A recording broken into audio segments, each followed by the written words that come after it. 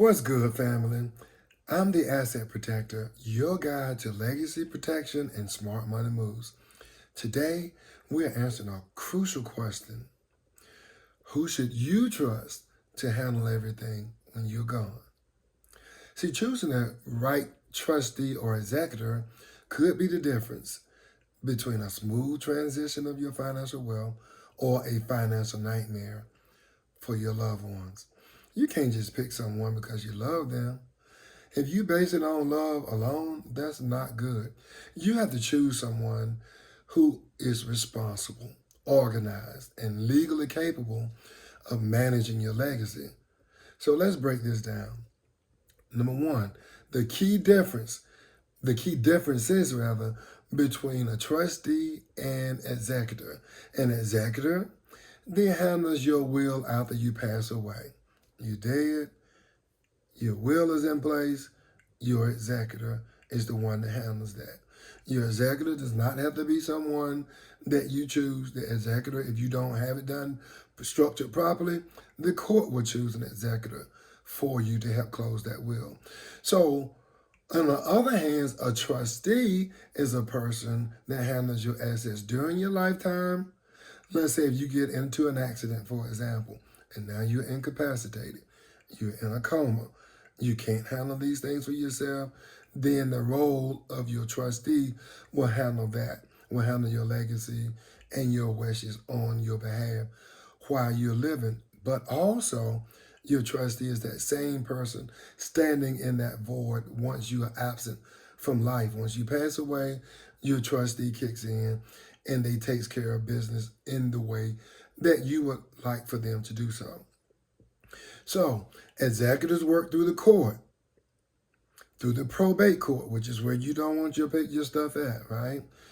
So they work through the court, whereas a trustee, a person of your choosing, they work privately, bypassing the court, keeping things behind the scene the way you want them.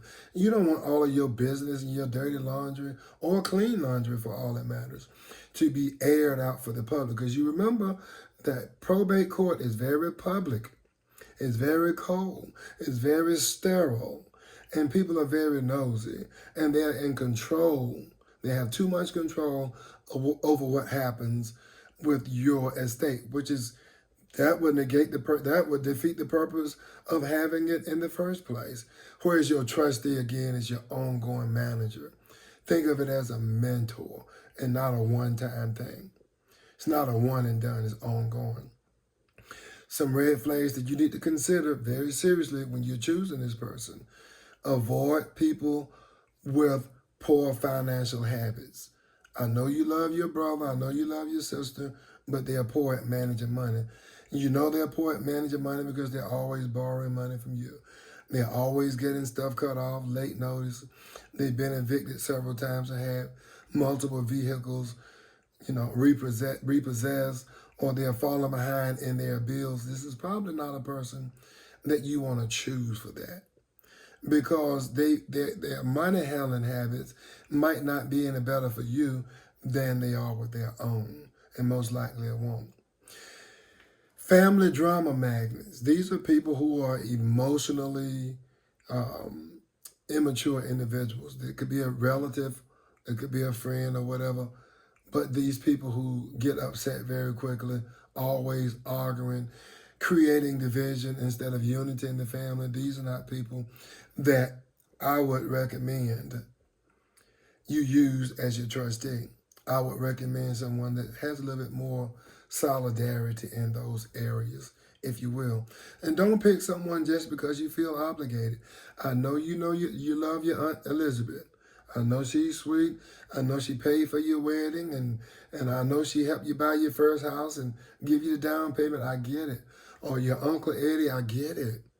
But that role of that person is not to be chosen based on the fact that you feel obligated. This role is about compatibility and capability and not just comfort. Neutrality as opposed to, or neutrality versus familiarity. A neutral party A neutral party avoids favoritism, and they reduce angst and conflict amongst heirs.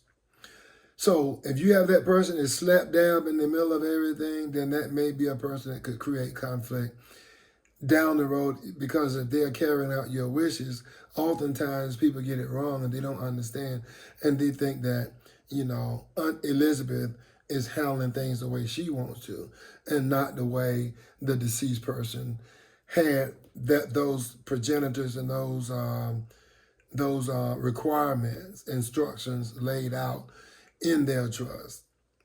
So you have to be careful with that, okay?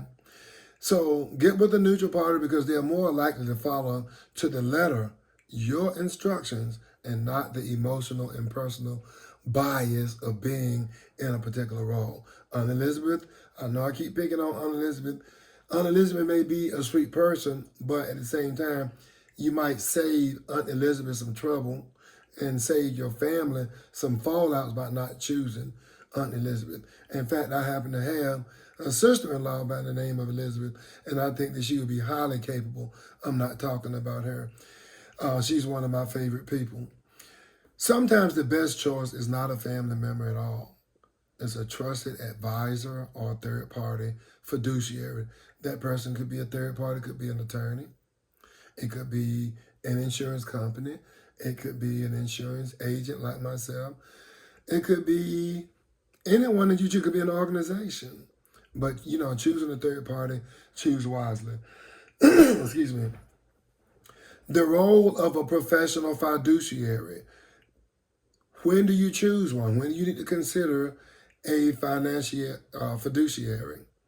If your estate is very large and complex, meaning you own a lot of real estate, maybe you are into multi-family dwellings and you have 15 or 20 different doors, then would be a time to call in a professional, because they can bring structure, they can bring experience.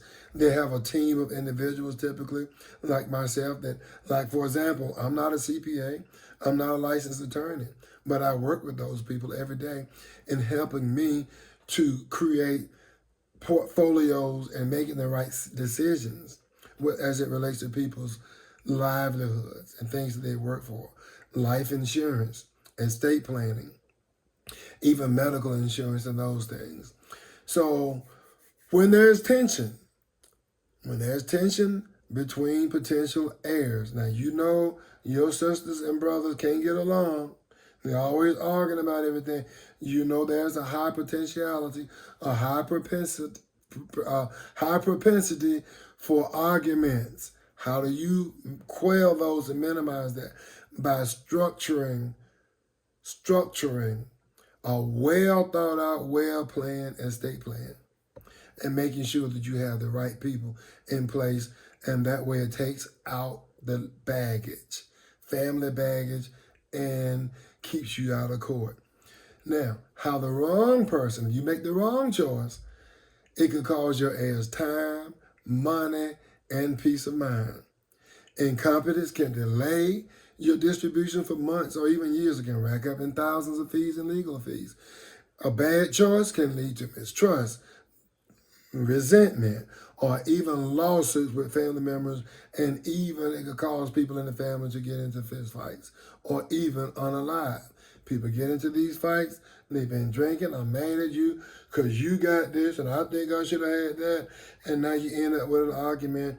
Most fights, fist fights, they start out with an argument.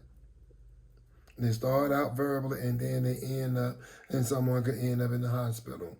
So you want to bring peace to the family and not conflict and confusion. So choose wisely right now instead of waiting till later when there's a crisis and the family have to figure these things out. That is the conclusion of this video. I hope that it has added some value to you. Tap into your asset protector, yours truly, because your legacy deserves peace and clarity and not chaos and fallouts. And I can help you set that up. Just write the word help in the comments and I'll reach out to you.